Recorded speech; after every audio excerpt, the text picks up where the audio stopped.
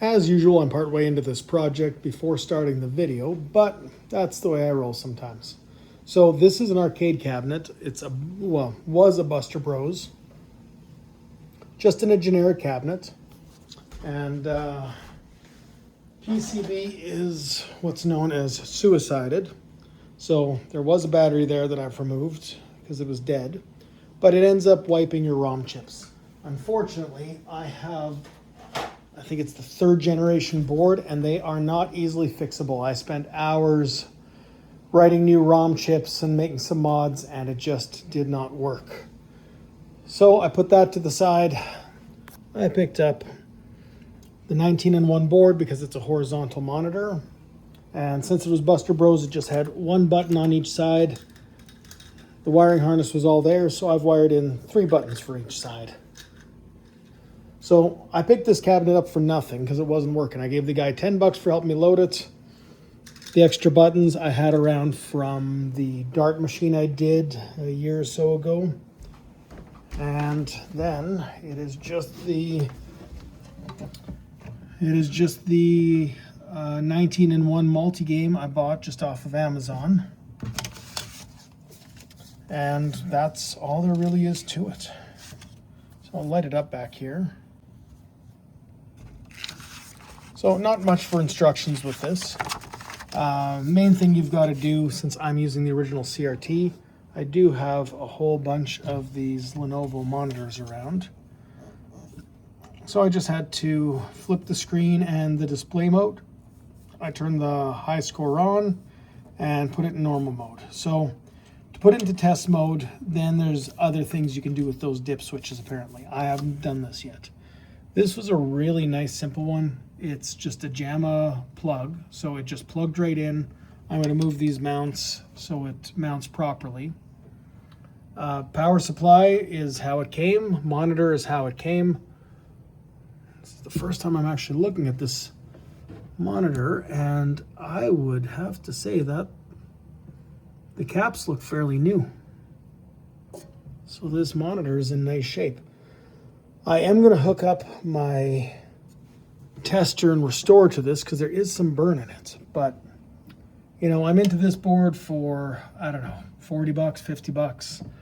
Like I said, I paid the guy $10 for helping me load the cabinet. He was just giving it away. And yeah, I had $10 in my pocket, so that was a thank you for helping me load it in my car.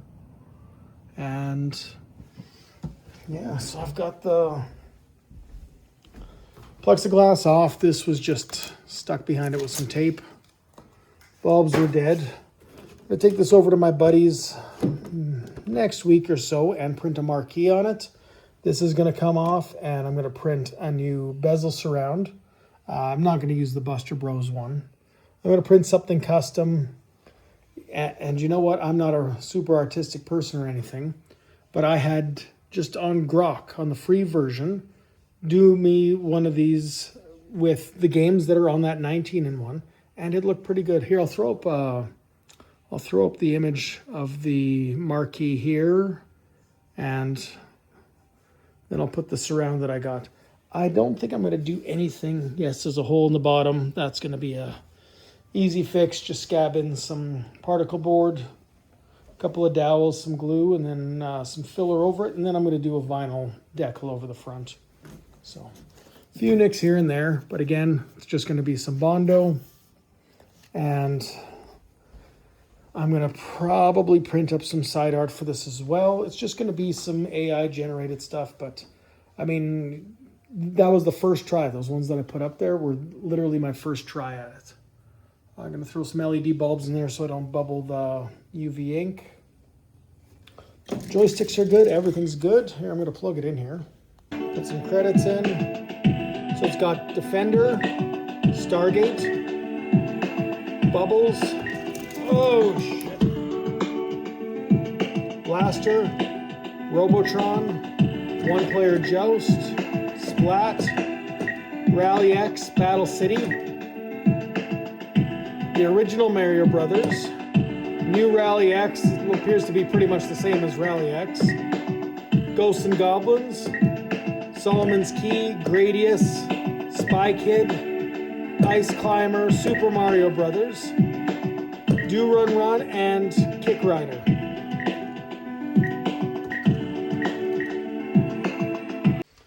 So this is the multi-arcade 19-in-1. Just showing it working. I don't have this set up properly yet, but